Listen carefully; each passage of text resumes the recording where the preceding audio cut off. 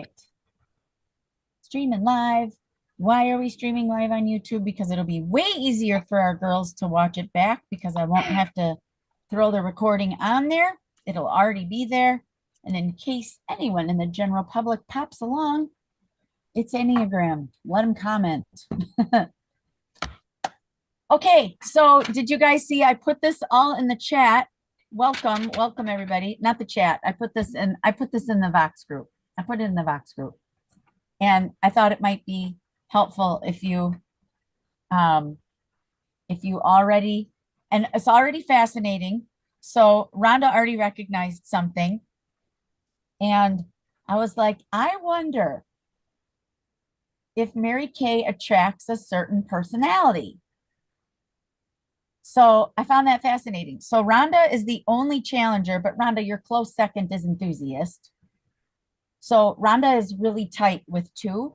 I'm also really tight with 2. I'm an enthusiast, but my second one right behind is actually performer. And then, so Rhonda is technically the only challenger, but then Ash is also technically the only loyalist, number 6. Okay.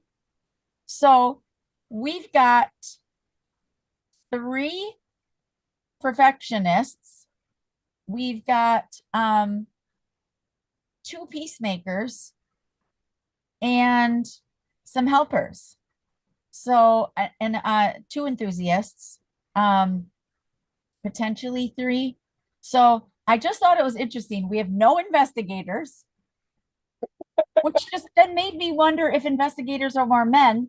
I don't know if that's true or not, right? We just have this sampling of women. We're in different ages, different stages of life, different backgrounds and everything.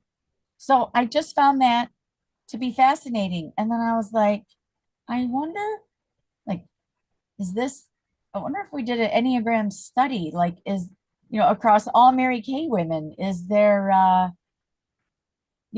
I just thought, I just already found it interesting already. And then also a couple things as we're going, like I am not an expert in Enneagram. I have been doing it for quite a while, so I am an expert on myself.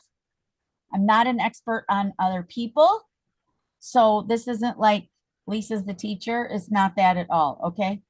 I'm saying I'm kind of an expert on myself. Still learning a lot. But I have this book memorized on myself. And then Rhonda and I both have this one, which is older and longer and way more detailed and way more stuff in it. And sends you down all kinds of rabbit holes, but super helpful. Also super helpful. Okay. So this is going to be like conversational. We're going to learn stuff. The back of the book says ignorance is bliss, except in self-awareness. Once you know, you can't unknow. And then we can't unknow either. Right? So we all know it. Interesting things about ages and so forth too. Maggie or Harper on Saturday was like, oh, can I do it? Can I learn? Or something to that effect. And I was like, no, you're too young. And she's like, oh, and I was like, well, you can. I'm like, but you're 13. You have such limited experience yet. This is literally based on childhood experience and how God created you and how you carry that into your adult life. So she's too little yet. She can have a general, right? She could fall into a general one. It doesn't mean she's going to stay there though. But I thought that was interesting because in this book, he does kind of talk about what his kids might be. So, but I can 100% tell you it'll change because it changed for Carson because he did it in high school and college and it's not the same. So we got that. And then also that if you're close to being two kinds, you're fine. Okay. This is like, we're humans, right? We're constantly evolving and changing and growing and learning. And so if you're closer to one than another, that's fine. I was self-diagnosed number 3, a performer. Turns out I'm not, but that's my second closest one. But number 7's enthusiasts, self-diagnosing as a performer is like the most common error. Okay, so then I learned that. I learned that in this book. Okay, so, if you took a couple different tests and they came up a couple different ways, also okay. So there's no hard and fast. There's generalities. And then once you know, you can't unknow. So this helps work with you as your leaders. This helps your friends, your family, because once you know that people are not doing stuff to simply piss you off, to be straight up and frank, they're just being who they are. So if I could just start with a quick story, and then you guys go, and if you don't have background noise, feel free to unmute, and then we'll just kind of open this in generalities, okay? And just like kind of what your thoughts are already. So on Saturday, we're at Fiddleheads, and everyone was in there at the moment. So I'm pretty sure Rhonda and Ashley were in there at this point. Cece and I were there. I was with my friend, I think Laura. Yeah, my friend Laura was sitting there at this point. My friend Dawn had already left. Maggie had her friend Leslie and Leslie's daughter, who's a freshman in high school, and Harper. And I think that was everybody that was there at the moment. Did I say you, Cece? And Cece had Chris. Oh, yeah. So if you guys over here. And Maggie drops an eyeshadow and it goes underneath the table. Okay. You've been to Fiddleheads, long table upstairs. Okay. Well, apparently we all now know this. They don't sweep or vacuum or mop under it, under the pedestals. The pedestals are also very heavy. The table is very heavy. This eyeshadow goes scooting under there. Leslie is going to get it. She's getting it. She's going to get it. Now we're women on a mission, so we're all invested in this eyeshadow. Maggie has already given up the eyeshadow, no longer cares about the eyeshadow. She's going to pull a new one as a demo. She could care less about the eyeshadow. Leslie is on a mission. She's getting the eyeshadow. Well, now I'm watching yay, we're going to get the eyeshadow. Choose happy, enthusiasm. What can I do? Let me get the stick from the sign. That'll do it. How about these flowers? Will this work?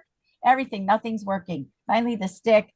Beth, Maggie and Leslie are now holding up the table. Tenley, the daughter, she's under there pulling out all the, weeds and everything that's coming out. Beads, there's beads from someone's art project. They're all coming out. And I look at Maggie and she goes, oh, she's Challenger. And I said, she didn't need to be in charge, but she wasn't going to let that eyeshadow tell her what to do either. And she was going to win over that eyeshadow. And she was getting that eyeshadow out. It no longer mattered to her if Maggie needed it or wanted it. No, that eyeshadow was not going to beat Leslie. She's getting the eyeshadow out from underneath the table. So as she's holding the table up, I'm going, okay, I gotta let this go because she is just gonna keep going. So I might as well help her hold the dang table up. So there goes my number 2, helping her hold this table up, because I was like, okay, here we go. And then we get it out. We're all like, yay! That was great. Oh man. So I totally understand. Yes. The Challenger, you totally understood. Mm-hmm. Who doesn't need to be in charge, but also doesn't want to be told what to do. Mm-hmm. And I raised one of those. So when Rhonda figured out what she was, and I'm like, yeah, that's one of the reasons why I love you so much. You're an easy friend. Because she knows who she is. And she's not challenging you because she doesn't like you. She's not challenging you for whatever. She just wants to know, can I do it this way? How about this? Is there another way? What do you think of this? And it doesn't matter what my answer is. She still respects me and loves me. Mm-hmm. Fascinating thing about the Challengers. Fascinating. Yeah. When Mason was little, if you know anything about football, the age-old question, Barry Sanders or Walter Payton? Okay. Best quarterback of all time. Or I'm sorry, running back of all time. Okay. Well, it's different generations, they're different sizes, they're different styles. There's all the different things. Okay. So my son is like 12, 13, has challenged me since the minute he was born. It's his lifelong mission to challenge his mother. But there's only one of the three that do that. So thank God. And it did not matter what my answer was going to be. It was going to be wrong. And he was going to tell me why it was going to be wrong. Because when I went down the road of Barry Sanders, he said all of this.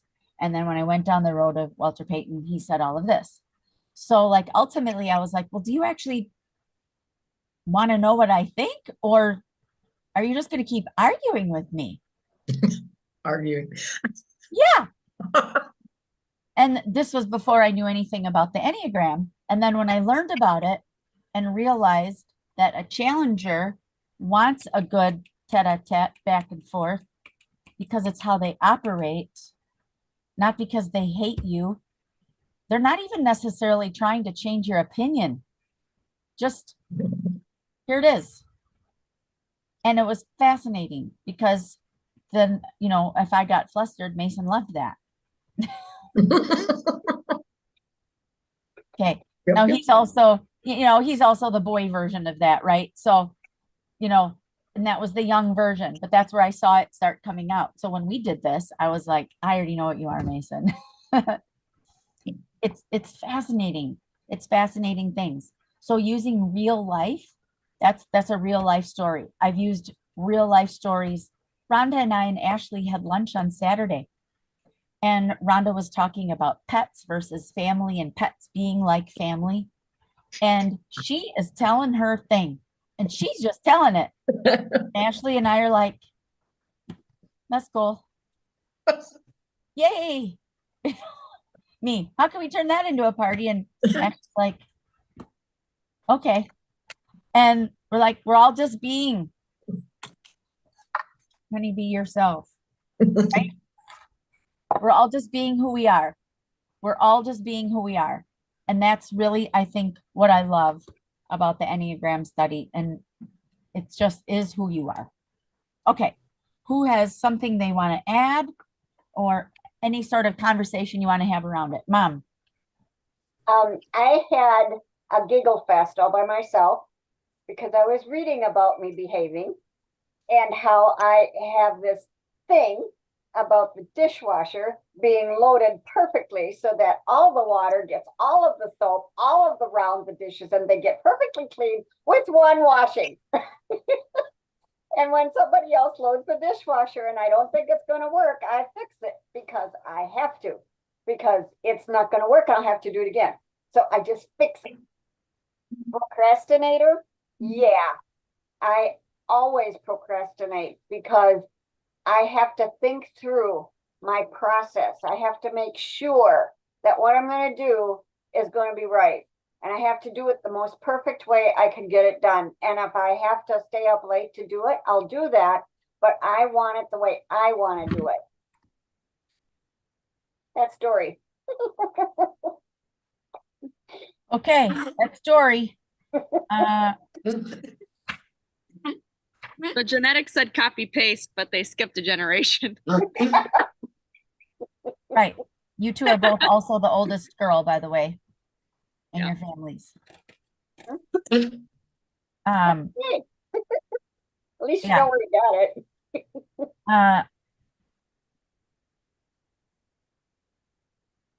Can I Okay. just, In this book, what's the perfectionist called in this book? It's not called the. Go ahead, Ashley. Go ahead, Ashley, please. I was just gonna say, so I lined up like, you know how in the book it has like what it's like to be, you know, whatever number you are, and it has Yeah. like a bunch of things listed. So I lined that up and looked at my top 5 for strength finders. Yeah. Yeah. And it's really fascinating how, you know, that can kind of help you figure out, you know, which one you are too. Because my top strength is futuristic. And the top thing on the number 6 for loyalist is I'm always imagining and planning for the worst. So you're always planning for the future, always planning for whatever can happen. You don't even know what could, it probably won't, but you're going to be prepared. That's how I always am. And I'm always going to be. And then you find it hard to stop thinking about the things that you're worried about, which is most all the time for me, the future and what's going to happen. So it's just fascinating how those two aligned for me. And that was part of the reason, or part of the how I figured out which one I was. Yes. Yes. Also with personality styles, DISC, direct, influential, secure, and compliant is also fitting in here because Rhonda being a challenger, she's also a D. She's actually a DI, and her thing is challenger / enthusiast, and I'm enthusiast. I mean, I'm influential / direct. Switch those on any given day. And here I am, an enthusiast / performer. It's like, oh yeah, it's fascinating. Yes, you're right. You're right, Ashley. How those all come together. Who else wants to just add something? Megs. So it's interesting because I first studied the Enneagram right before I went through my divorce. So that was like 10 years ago, right? So I read the book back then and now I'm like revisiting it, right? Yeah. And so there's those spots in there where it says like healthy, average, unhealthy. Yep.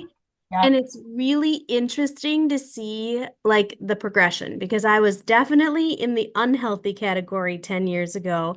And now I would say I am probably 95% in like the healthy category. But I've done a lot of work to get to that point. And Yeah. so like it's just interesting to me like how it's sometimes like our strengths in the balcony in the basement, right? So like to me, that's just great because occasionally, yes, I do fall back into my own patterns, but I'm quicker to like fix it then, if that makes sense. Sure. I'm a whole lot more secure than I used to be, which is interesting. So I just thought that was fascinating that depending on where you are in your life, you kind of fall into different things. Absolutely. I knew you were the helper. And I laughed when I was rereading the chapters. I'm laughing. I'm like, her, yep, her. And I'm laughing. And I am much better about not always taking to heart what other people need. Oh. And I'm much better at not expecting anything in return or praise. So all of it. it's All good. of it. Yes. All of Yeah. it. I remember when you took it 10 years ago. We talked about it 10 years ago. I remember the unhealthy. Yes, all of it. I'm like, oh, which is also why it makes me laugh because I'm like, this is so great. That's not what she does. Right. And the unhealthy you, right? Mhm. When I first took this, when I first discovered this book from my friend Mary, who told me about it, I was in the middle to the basement or to the Unhealthy. Oh, What it's not called that. It's called, unhealthy. average. It's average and healthy. Yeah, Unhealthy, okay. average, unhealthy. Okay. I felt I was more in the unhealthy version of myself, moving into I was average. Well, who wants to be average? I don't want to be average. I mean, average with how many skincare classes? You go ahead and be average about that. Please. I'd love it if you were all average, the national average, 2 to 3 skincare classes a week. Please be average about that. Okay. But there's things in your life you don't want to be average about, right? You don't want to be average. You want to be in the healthy version, in the healthy version. And when I first showed this to my husband, who did not take to it kindly, he was the unhealthy of himself. It was horrible. The investigators conserving their energy constantly because they might need it for this thing that they're not going to say yes to anyway. Oh, so hard to live with. The girl creating adventures by walking up the stairs and walking out the door. So yeah, it's interesting doing it with who you live with also and finding out like where they are right on their path. Yeah, and also I like what you said, Maggie, and I specifically was thinking of you when I was also reading all of the helpers, is that remember there's 20 things that they don't all necessarily have to be you. Is there a one that you generally resonate with the most? And I think that if you literally are on the healthy thing of it, those always nevers, that's not going to apply to you anymore. Well, Because, and I right? think you adjust by your wings too, right? Like if you can Yes. figure out which one of your wings you really resonate. Like I resonate with both of the ones on either side of me, but you know, that's the other thing is that we're all different. So we're all a combination of things too. Yes. Yeah. Yes, based on your experiences, based on your life. The same helper could be, Maggie could be someone in the same situation. Oh, a young divorced single mother. Hello? There's a few of those on the screen. And we're not the same. We got an enthusiast, a helper, and a perfectionist. And Rhonda is a challenger. 4 single moms, 4 young single moms. 4 came out of it differently. So your circumstance doesn't necessarily create, right? It's how you handled the circumstance, the message you heard from the circumstance. That's how you become who you become. This is all very fascinating. Fascinating. Who else wants to share?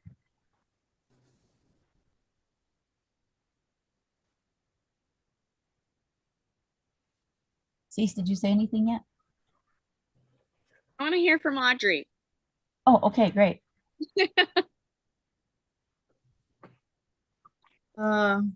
So you want to hear from me? I haven't actually read up to 4 yet. I'm still in the middle of 3. So when I did the first test that I did yesterday, I actually took a screenshot of my results because I thought it was interesting seeing it in like a pie chart. Yeah. See if I can find it. And so seeing it as a pie chart, it had 2, 4, 7, and 9 as my largest chunks, with 4 being the biggest one, and then 2 being the second one, then 7, and then 9. So I've read 8, 9, 1, 2, and like I said, I'm partway through 3, which 3 was my smallest piece. What I'm finding interesting so far is I've identified with aspects so far in every category that I've read, but 2 actually ended up sounding the most untrue in the chapter. Yet when I did a secondary test, because 2 was so close in the pie chart, it came up with 2 as being my personality, and the points that they gave rang true. So I was like very kind of thrown off on the way that the one test read and then the chapter read. So I have that other book that you showed too. It's sitting in my mailbox. My husband didn't grab it for me yesterday, like I asked. So I'm interested into kind of delving into that one a little bit, getting a little bit more information. I also found myself kind of analyzing them in not just the aspect of like myself, but like Kylie. And from what I read, Kylie very much would be like a 9. And so it kind of gives a little bit of a different perspective on working with her, especially dealing with like her anxiety and her depression stuff that she's dealing with as an 18-year-old. Yes. Yes. I think what will help you too, and particularly those of you that feel strongly that there's maybe more than one that is resonating, is when we get to the conversation on wings, because it allows you to see that perhaps, like you said, right, like the 4, was it 4 that came through the most, but that 2 was like very close behind. So I think the wings will be helpful, because I was just re-looking again at the first time I went through this book, and I literally just wrote yes and no next to the statements. And there was some yeses and some nos. But then after rereading number 4, I'm like, oh, because I remember I thought I was a 4. I thought I was the romantic. And then, but it's perfectly, reasonable that could be my wing, right? So I think that will provide you some context too, as to like what would be the best fit. Yeah. And then like looking at the chart too that's in the book, I actually earmarked it so it was easier to go back to. 4 has a leg that goes to 2 and a leg that goes to 1. So when Yeah. I first read the intro, I really thought I was going to come back as a perfectionist because I have a very type A personality. So like that's what I thought was going to come up, and I was really surprised that wasn't. Mhm. But the fact that 4 has the legs that goes to 2 and goes to 1, I'm like, well, that would make sense as to why I see so much of both of those in myself, even if they don't resonate as true with myself. Mhm. Yeah. Great thoughts. There was a great quote I just had found and was just going to read just in regards to what this does for you. Here it is on page 36. The purpose of the Enneagram is to show us how we can realize the paralyzing arthritic grip we've kept on old self-defeating ways of living so we can open ourselves to experiencing more interior freedom and become our best selves. And I was like, those are like such intense words, but it's so true and kind of in reference to what Maggie was saying. Like you recognize previous patterns of behavior and then maybe see yourself like going like, no, don't do that. Right. So then being able to say, okay, I recognize that that's how it used to be, but I can think better now. So how can I serve, myself in this situation better? Paralyzing arthritic grip that we can behaviors. It's like, yeah. It's a very visceral physical description of these behaviors. Yeah, it's really interesting. Yeah, things that no longer serve you, right? Because once you know, you can't unknow. Exactly. Yeah. Once you know, you can't unknow. Also, I thought was finding helpful is when you look at the end of the chapters, at the each end of your thing, when it says 10 paths to transformation. I think when you look at those, that's, I think, also helpful to clarify which one you are, because the transformation tips will also resonate with you. Oh, yeah. So, yeah. So I had to do something the other day as an enthusiast, which I didn't want to do. I had to feel pain and I thought it was yucky. And I'm like, why do people intentionally want to feel this? This is horrible. I don't want to feel this. This is dumb. Yeah. And I had to sit in it because it's one of my stupid things. Stupid. Yeah, you heard me say it. It's stupid. And I'm like, I don't want to sit in this. It's dumb. Because the 7 enthusiasts, we don't feel it. Move on, man. It's all gonna work out. Well, it is all gonna work out because eventually Jesus is coming in heaven and all the things. So yeah, eventually, no matter what, it's gonna work out. Okay. So doomsdayers out here, it's all gonna work out. But I would just assume, I don't like to feel the hurt. So I had to sit in it. And then I had to talk to my mom about it. And then I had to talk to my dad about it. And then I had to talk to my husband about it. And not because anyone's telling me this, okay? Just because my thing was like, hey, try not to rush out of something. Just sit in it. And I was like, well, this is just a big fat waste of time. Ugh. But I did it. Okay. I did it. I felt it. I talked about it. And then I talked about it to another friend and to another friend, trustworthy, not related to the situation, not related to anything having to do with any of it. And by the time I got to my one friend, the story was shorter and I had come to my resolution and even how I felt about it and how I would proceed. And then when I got to my holistic therapist telling her the thing, she's like, Lisa, you gave that situation so much grace. And you deserved grace in it, and you didn't get that. But you gave it. And I was like, thanks. Thank you. And my helper, this feeler right here below me, her whole face just changed because that made Maggie very sad for me. Yeah, which also I adore about Maggie, because Maggie, it's out there, it's always out there, and so we know. And Poker face here. no, no, and thank you for that that compassion you just gave me with your face. Yeah. And I was like, okay, felt the thing, went through the thing, handled the thing, whatever the thing. And I'm like, okay, how could I handle that differently next time? Or, should what arise, whatever. And what did I ultimately did with it? Two things I did with it. One is I left you all a message on Vox on how when a situation comes up, think about someone's perspective, think about their point of view before you go off on anyone, whatever. Okay. And then I told the whole story to my son, who knows the players and the characters in the story. And I said, and my bottom line to you is to please have compassion and not go to anger right away when you get mad at people, because he automatically goes to anger. And I'm like, so mom was pretty compassionate. And that's what I'm telling you, is that stuff happens. And I just kind of talked through it. And he listened, like really listened, like really listened. And I thought, Mama's good, keep talking then, because he's listening.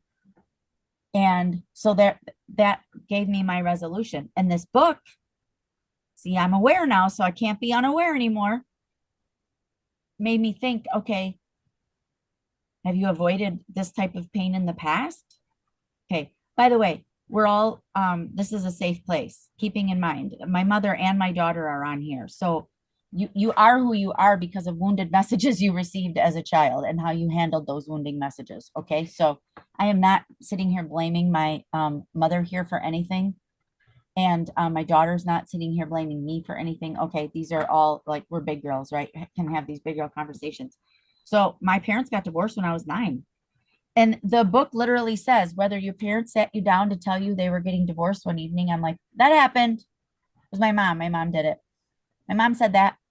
And then it said, or a sibling got cancer and then you were neglected. And I'm like, I didn't have that, or something else happened. And I was like, yeah, that happened. And so the wounding message that I got was that you're on your own. Well, what I want you to know is that as we grow up, because remember, I also majored in psych and human behavior is my favorite. I didn't think as a kid, oh, the wounded message I just got is you're on your own. I didn't get that message. You don't think that when you're little. I never thought that.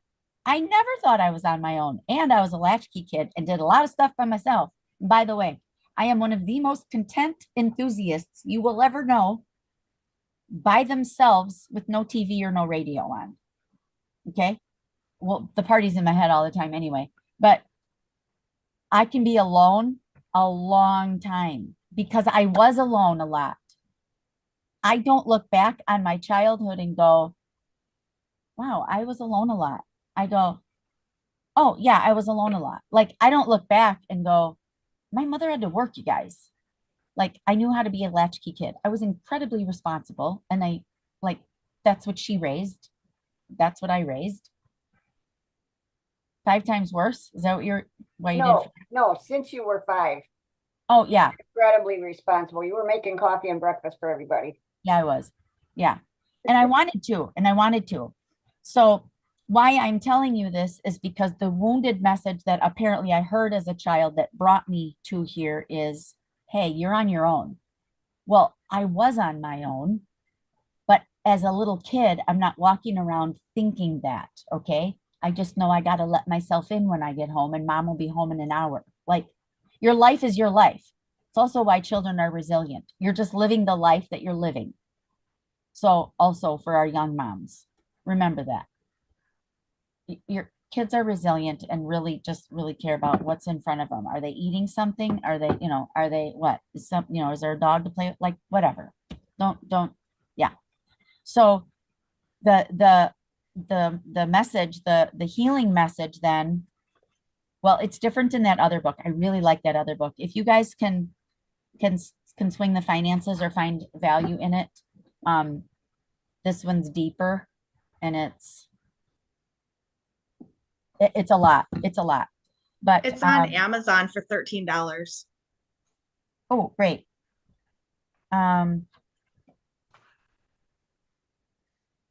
So, okay, why I told you about the pain thing, the healing message that I need to hear is God will take care of you. well, what do I always walk around saying? So I'm obviously clear on that, right?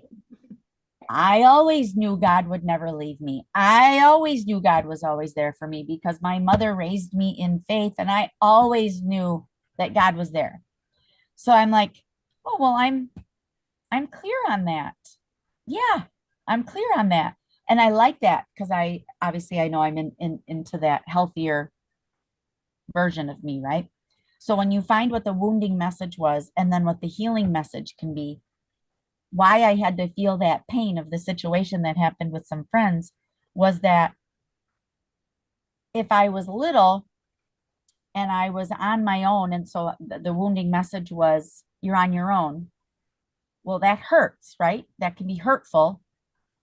So then you don't want to feel these things later. Don't want to feel that.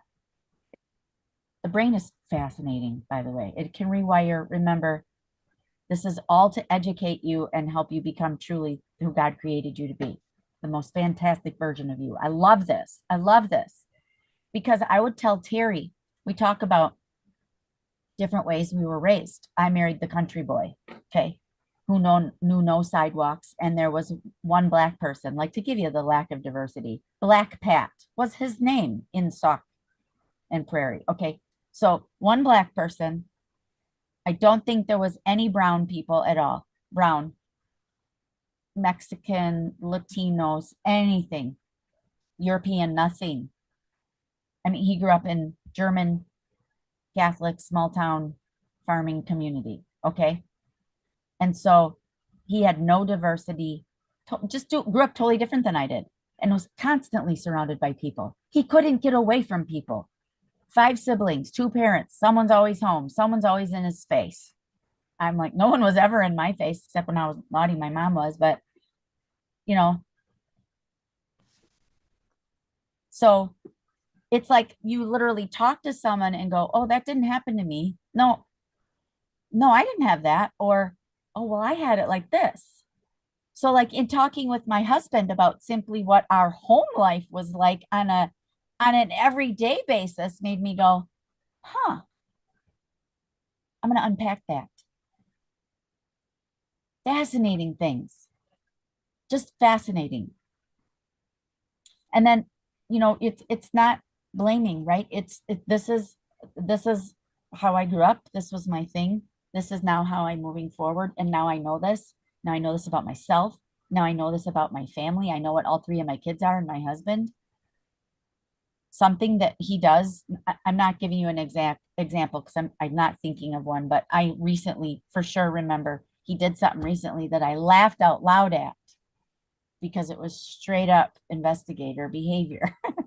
And I'm like, that's you. That's how, yeah, that's why you're asking me that 600 different ways because that's what you do. The answer's still going to be the same. How do you want me to rephrase it? Because I knew that was him doing his thing, right? Him doing his thing. Okay. How about you, Trace? Ash, Bethany? Well, I read I read the relationship part and I was like feeling so sorry for Tony at that time. I'm like, oh geez. Like, so I'm having him read it because he really definitely does. But yeah, I'm just like, yep, I do all this and I feel so bad. But it's just learning about, that all makes sense now, like all the things that go through your Yes. head. Hmm. Yes. Yes.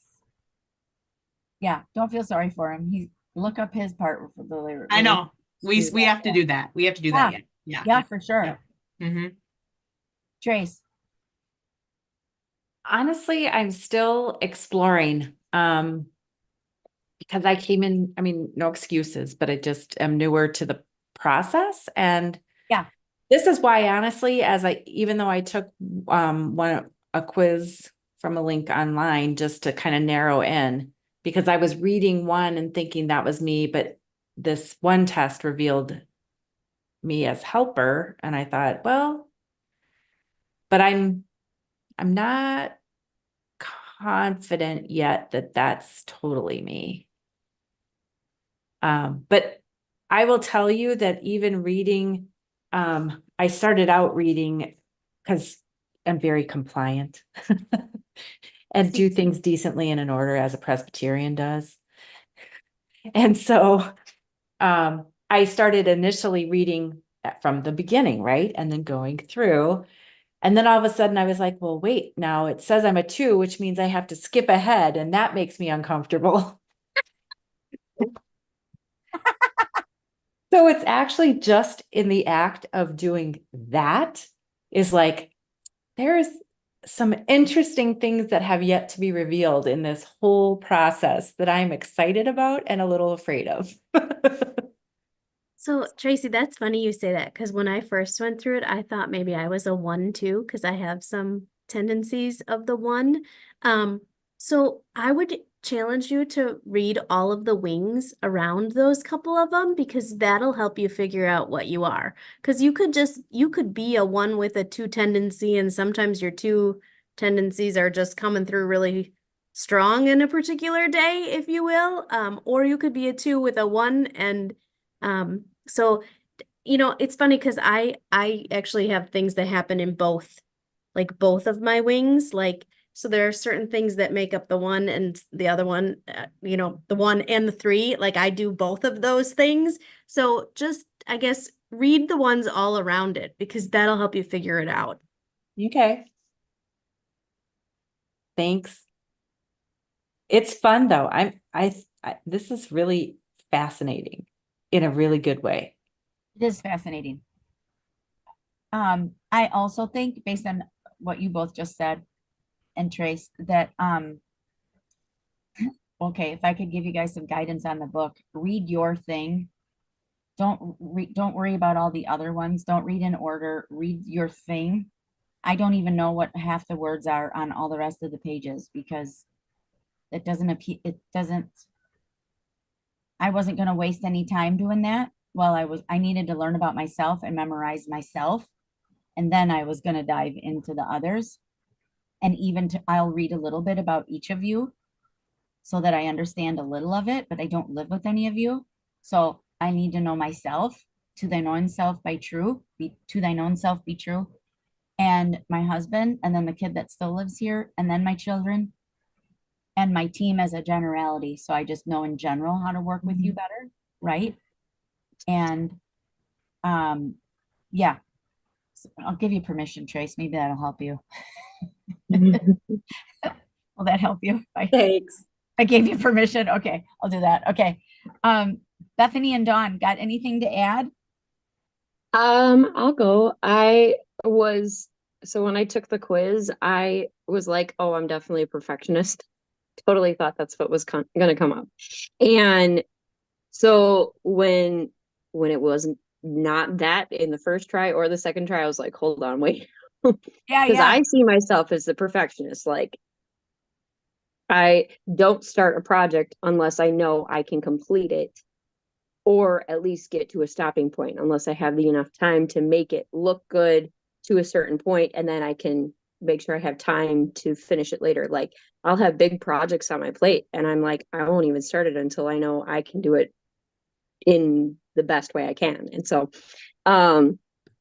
yeah, so finding out that I'm the helper was like, okay. And so I started thinking about it a little bit and reading a little bit, excuse me, and realizing that I think it's just that phase of my life. I'm a mom. I'm on hand working with them. I'm working with my clients constantly. I'm, pitching in whenever I can for anything possible. If someone asks, I'm there. Like, if I can fit it in, I'm there. And sometimes I forget about other things or other obligations because I'm like, oh, someone asked for help. Just drop everything. Let's go help, And I find it interesting that the second time, and I took a separate quiz somewhere else because I wasn't like so thrilled about the first thing that came up, because the first quiz I took, it said I was a helper, and then my wing was romantic, and I was like, well, I don't see myself as that at all. So I took a second quiz, and the second quiz came out very strongly with the performer, and I was like, well, that makes sense because my whole life I've been in performance venues, like either behind the scenes, in front of the scene, you know, that's just been who I've always been, even as a very young age. Whether or not I'm eloquent or adequate or great at all of it, that's a whole nother thing. But I'm there to, you know, I feel like I'm always putting on a show. And so I found it very interesting that that was like super strong on that quiz, but the other quiz, I actually did what Audrey did, and I took a snapshot of the graph, and it was like almost all of them were very strong, like right next to it, and there were like two, I forget if it was seven, and I forget what the other one was, but there were two that were like tiny, and all the rest were really super strong personality traits. I'm like, whoa, okay. So I'm a little all over the place. So it makes sense that I would get very strong results in multiple directions from two different quizzes. So, but I found it interesting though that even in the book, it talks about the helper has a 3-wing. And to me, like when I analyze the performer, sometimes I feel like, well, doesn't that mean that they're helping to be seen? And then I had to internalize that, like, do I help people? So I'm, you know, in the forefront of, you know, am I being selfish when I help people, or am I just doing it because I actually genuinely care? And it's something that is interesting to analyze at this point in my life. But I think having children, I'm just like, no, I need to help that person. They ask for help. I can do it. I'll do it. If I can't, I'll set a boundary and be healthy about it. But sometimes I'm not healthy about that. And I just dive in and forget everything else. So yeah, that's what I have. Thank you. I also think as you are speaking, I'm thinking and hearing, you know, we're so self-aware in Mary Kay. That's what we're taught, right? We're on this constant life improvement and becoming really everything God created us to be. And I think so we might fluctuate in our thoughts on what we might be because we're in tuned. We're constantly paying attention. We're trying to be better. We're literally in a career that helps you become better in all areas of your life. So I think sometimes if you're a little, I might be more this or more this, it's because you're aware. Most people are not walking around this aware. Sure. Yeah. Mhm. Yeah. Hang on, Mom. Dawn, can you add anything? And I'm not sure if you can unmute or not.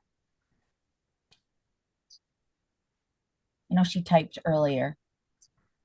Um, Oh, I'll I'll have more to say next week. Today has been a fun migraine day. oh. Thank you for being on. You don't like migraine days. Thank you for coming on, Dawn. What were you going to say, Mom? Haven't studied this over the years. I mean, I had no test when I was in the throes of who I am. Right. But I have found myself with wisdom and aging that I'm more willing to share duties and delegate and do things that a perfectionist normally wouldn't do. I have a cleaning service that I'm not particularly, I mean, they're not perfect. They don't do it the way I do, but I'm not doing it. And that is what I have to remember. I'm not doing it. I don't have to do it because they're getting it livable. And that's really important to our family, that the house is livable. And otherwise, sometimes you need a bulldozer to get some of the stuff out of the room. And, you know, as long as they're coming often, I have to I have to straighten up things. I have to get stuff put away. So does Papa. He can't just let it sit there for the next 12 years because he would, because that's how he is. But I have seen myself grow from volunteering to do everything because I know I can do it better than anybody else. I have grown from that. There are other people in the world who are just as capable as I, and I am now giving them a chance to prove it because I don't have to do everything. I'm liking that. I'm liking that. It's a much more livable situation in my world, and I've seen it change. I've noticed it for the last few years that, you know what? I don't volunteer for everything. I'm not the first one to say yes. I'm the first one to not answer. I'll wait until nobody does anything or nobody can, and I'll find somebody else who will because I don't want to do it either. So yeah, I think it's cool to see how you change just by living. Sometimes for better and maybe not, but I see it helping me, helps my family, helps the whole living situation be much more comfortable because I'm not, scrambling to do everything for everybody all the time. I like that better. Yeah. Yeah. So do we. Good. Okay, so it's 5-2. So a couple thoughts that were coming to mind is I'm thinking for next week, if you can come with knowing what your wing might be, I think that would be helpful. And we're all we're all learning, right? We're all learning. Do you guys like this so far?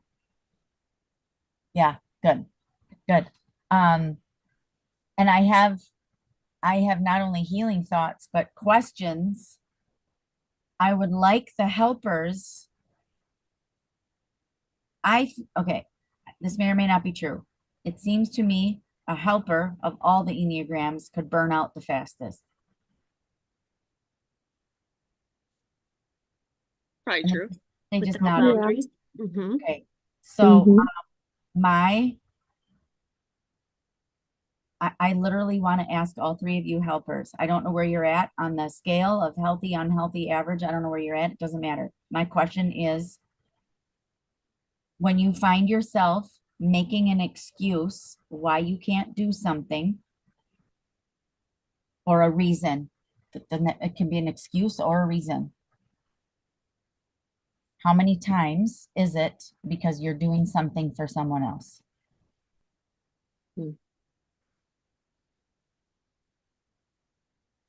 Okay. I would say in the past it was a lot. I would say now I do a Who just lot laughed? more Did for somebody? me. Okay, someone laughed. Cece Cece did. laughed. I was Okay. laughing Cece at their laughed. faces. Probably because our faces were funny. Their faces. Okay, Yep. this is gonna be for next time, but all of a sudden they're nodding and answering. Okay, Sorry. say it again, Maggie. Say it again. I would say in the past it was almost always because I was doing it for somebody else. I would say probably within the last 6 months is because I'm recognizing that I need a break. And so I will say no now because of that. Yes. Or it's something that's not more important, but it's something that I don't want to miss out on for me, because if I missed out on it, I would feel badly about it. Yeah. Mhm. I'm gonna come up with other questions for the other ones too, but that one was an easy one. Well, partly because I know there's two helpers on the screen that I know really well, so I knew I could pose that. Yeah. Yeah. My answer is really long, so I'll save it for next week. Okay. Yeah. Yeah, because that is not a judgment question. It is literally like, how can this question serve you? Can it serve you in your life? Will you find a way? Is it a dumb question, or it's something that made me go, I thought about that all week and this is what I came up with. Okay. Yeah. Okay, so find your wing. I gave the helpers something to do. And then for everybody, if you can find your wing, and then maybe come with and this can be shared or not shared. I'm just kind of giving you something to think about for the week. Something on your transformation list, on that 10 paths to transformation, that appealed to you or looked like something you'd want to, it really stuck out to you, or something you thought I'm really gonna, this is what it said to do and I did it, or I thought about it, or that was appealing to me, or whatever. Just kind of. Okay, sound good? Okay, We'll see you tonight, except Audrey. Audrey will see you in spirit. Are you going to Courage Nation it? Cece and I were talking about that. Maybe we're not exactly sure how the main program part is going to go.